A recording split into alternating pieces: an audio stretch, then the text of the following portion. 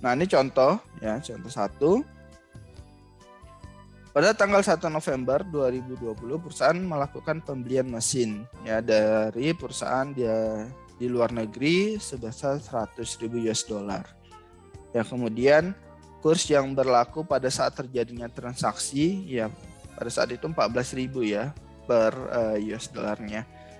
Pelunasan dilakukan pada tanggal 31 Januari 2021 ya dengan kurs yang berlaku sebesar 16.000 ya. Kurs per 31 Desember 2020 ialah 15.500. Nah, pembebanan selisih kurs sebagai berikut. Nah, ini kan dia lakukan penyesuaian di akhir tahun ya.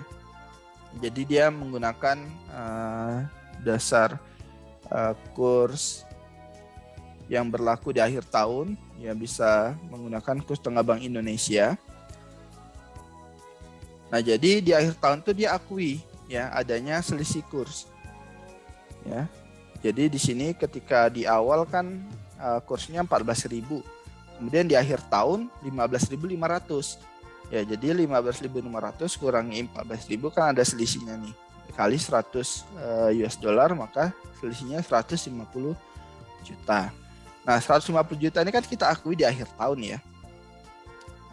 Di akhir tahun berarti ini kita akui sebagai unrealized gain atau unrealized loss. Nah, awalnya 14.000 kemudian jadi 15.000. Nah, karena di sini posisinya kita sebagai pembeli ya, maka harga mesinnya menjadi naik.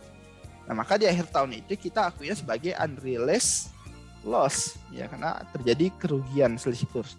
Tapi kan belum direalisasikan, maka kita buatnya unrealized ya.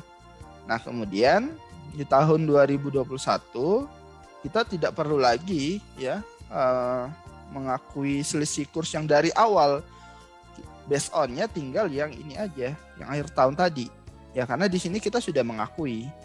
Nah, nanti di akhir tahun 2021 berarti dasar kursnya yang 15.000 ini. Kemudian kita sesuaikan lagi ya dengan kurs yang berlaku pada saat itu. Ya, jadi ketika pelunasan, maka kita akui lagi ya, ini ada kerugian lagi ya, ya, kerugian 50 juta. Oke, kemudian contoh yang kedua. Nah, ini untuk jurnal. Ini PT ABC melakukan penyerahan barang ke LTD ya pada tanggal 1 Oktober dengan harga 10.000 US dollar ya dengan kurs Menteri Keuangan 13.500, kemudian kurs tetap ya atau kurs Bank Indonesia 13.400. Kemudian pada tanggal 2 November dilakukan pembayaran ya dengan kurs tetap 13.650, kemudian kurs Menteri Keuangan 13.700. Nah, ketika kita catat ya piutang, maka debitnya 134 ya. 134 ini dari mana? 10.000 kita kali 13.400 ya, dapat 134 juta. Ya, kemudian karena ini kita belinya dari luar ya, ada PPN keluaran. Nah ini PPN keluarannya 0% ya.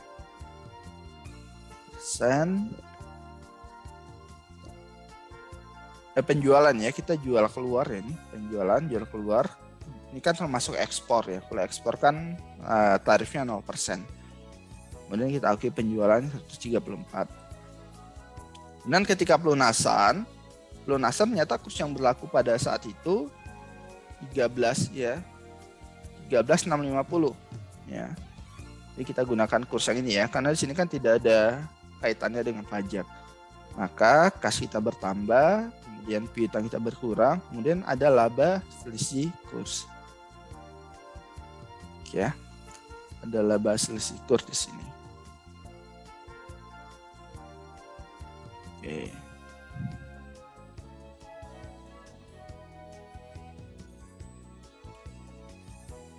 Oke, saya mau nunjukin kurs Menteri Keuangan dulu.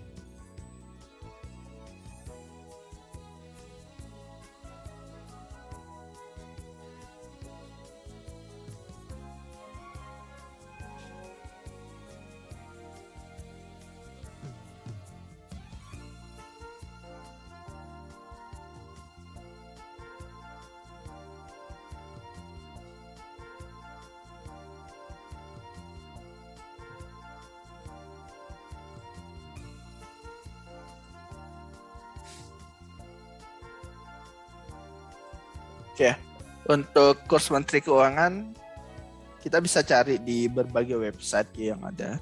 Nah, ini kita langsung saja ke webnya pajak.go.id, kemudian kita ke peraturan, kemudian ke kurs. Nah, di sini, akan muncul nih berdasarkan ya keputusan Menteri Keuangan nomor 53 KM 10 2021. Nah, ini ada tanggal berlaku. Tanggal berlakunya dari 29 September sampai 5 Oktober. Ya biasanya 1 minggu ya. Kurang lebih 1 minggu. Nah ini kurs yang berlaku ya berdasarkan keputusan Menteri Keuangan. Jadi ketika mau melakukan pelunasan ya pajak, dasarnya ini. Ya, misalkan kita impor ya. Impor itu kan biasanya menggunakan US dollar. Kemudian kita mau bayar. Kita menggunakan Singapura dolar, kita mau bayar pajaknya. Nah ini kursnya. Biasanya kurs pajak ini lebih tinggi ya dari kurs tengah Bank Indonesia. Coba kita bandingkan kurs BI. Ya kalau kurs BI kita bisa lihat di bi.go.id.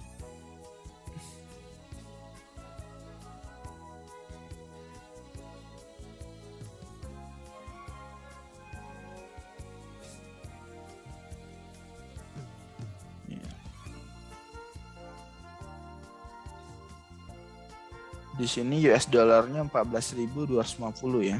Naik ya. Naik 2 poin.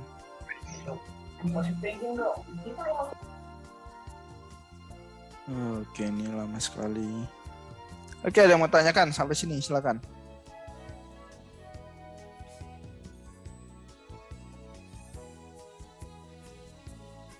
Australia di sini 13.44 ya. 13.44, kalau di BI itu. Nah, ini BI lebih. Nah, BI itu ada 2 ya. Ada kurs jual, ada kurs beli. Nah, terus nanti ada kurs tengah. Kurs tengah itu adalah jumlah ya dari kurs jual dan kurs beli dibagi 2, itu kurs tengah Bank Indonesia. Jadi sebenarnya di lapangan itu kurs itu tergantung transaksi yang terjadi ya. Tadi kan disebutkan berapa sih kurs yang berlaku sebenarnya pada saat itu. Nah, itu sebenarnya tergantung kesepakatan antara penjual dan pembeli. Mau pakai kurs jual, mau pakai kurs beli, atau kurs tengah Bank Indonesia. Ya, itu negosiasi lah antara penjual dan pembeli.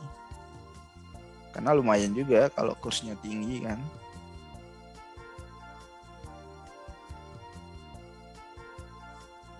Nah ini ya, ini kurs transaksi Bank Indonesia, harga jual, harga beli. Kita lihat US dollarnya mana nih? Nah USD-nya di sini di 14.378 untuk jual, kemudian untuk belinya di 14.3 235. Kita lihat. Nah, ini ya peningkatan kurs.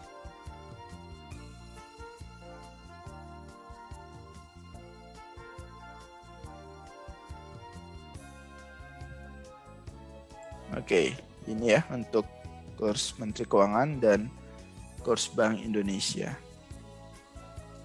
Oke, kita cukupkan pertemuan pada pagi hari ini.